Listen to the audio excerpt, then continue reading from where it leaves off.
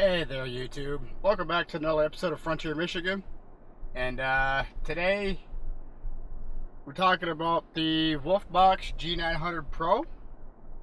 I have it installed already, and there is a reason I did not do an install video. And that is because, for one, it is a universal product, so how it installs specifically into each vehicle is different. But there was a couple of things that I need to figure out, and I didn't want to be recording while trying to figure out everything and cause, a long video.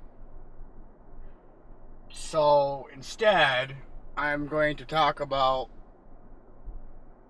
some things with the install and show you guys, so that if you guys were to order a similar system to this, then you could either choose to do what I did or do something a little different.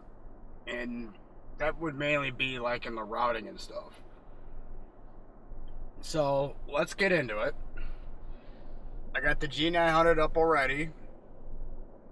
You can see that's a much wider rear view than the OEM mirror. This is a 12-inch touchscreen, and I have an unobstructed view out the back versus having seats, door pillars, cab, rear window, all that in the way.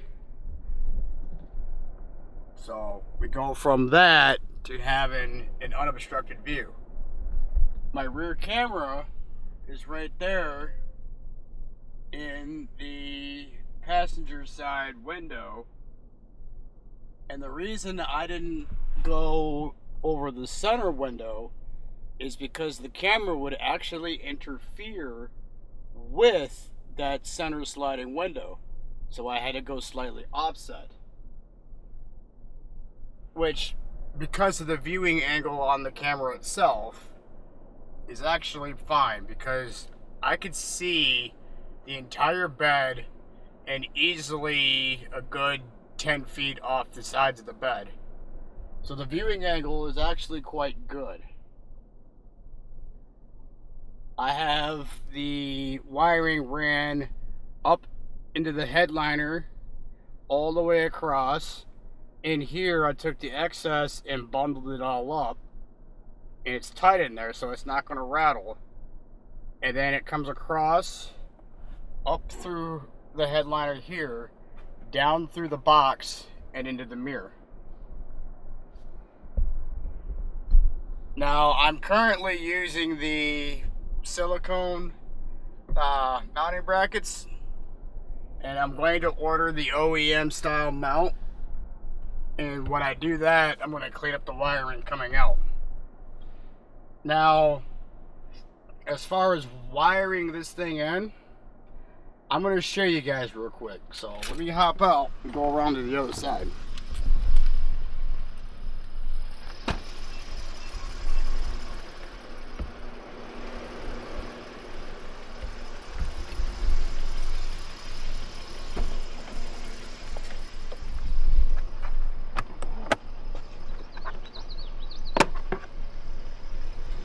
Inside, I don't know if you can really see it, but inside that fuse box there, up here, is the BCM, the body control module fuse. I tapped into that with the 12 volt hot, the constant 12 volt, so that I could power the camera, say, if I'm parked somewhere. And then I went and tapped into one of the dealer accessory fuses right here for when it's ignition on. Now, I've used fuse taps, so there's no trimming of wires or anything like that. It's straight up plug and play. Everything is routed through the headliner and down into the mirrors. Yeah, you can see the wires here. I'm going to clean all that up and tuck it much better once I get the actual OEM style mount for the WolfBox. But at the moment, it's just using the silicone which, if you don't care, it's fine, it works. But the mirror does shake a little bit, and it's due to the weight of the WolfBox itself being a little much for the OEM mirror. But in a nutshell, that's what I did. Everything's tucked. Oh, and it's got a GPS module, which the GPS module is somewhere around in here, up in my headliner. And the excess wiring is tucked up in there. Everything is tucked. You won't find a wire anywhere except for at the camera where it's mounted up and where everything comes down up here. Nothing is going down below. To me, it was easier to tuck it in the headliner,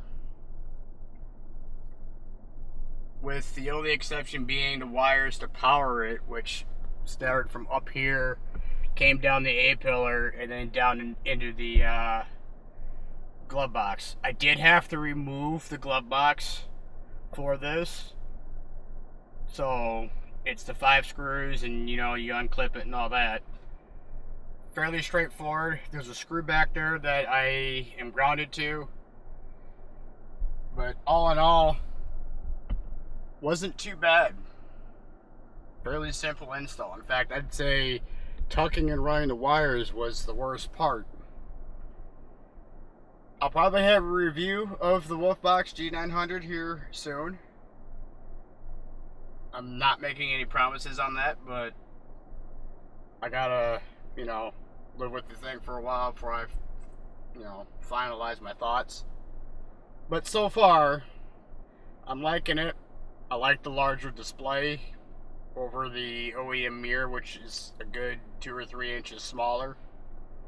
And I could also, you know, that's the front facing camera. That's split screen, so I got front, rear, or just the rear. It's a 4K front facing camera and a 2.5K rear face. I wish they were both 4K, but I can't think of a single camera system out there where the rear facing camera is also a 4K.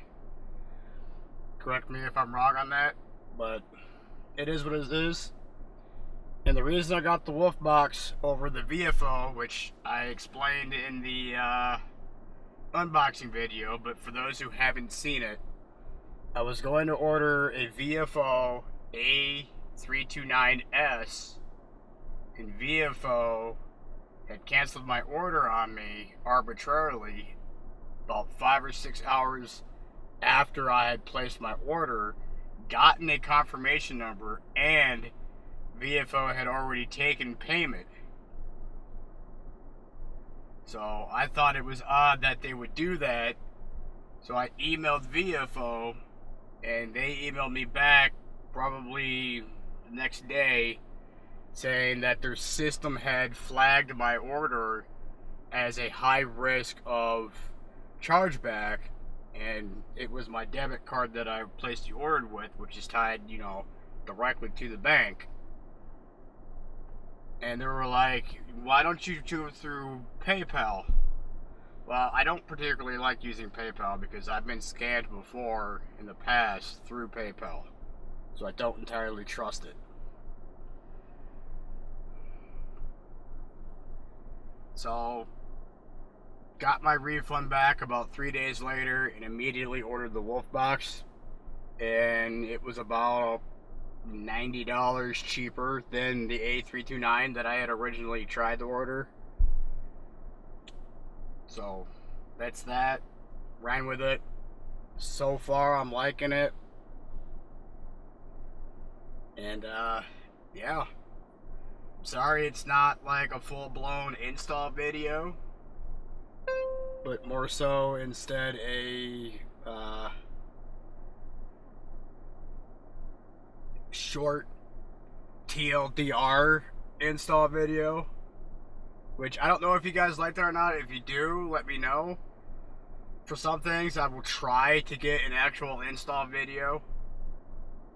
I do want to start getting that now that I have the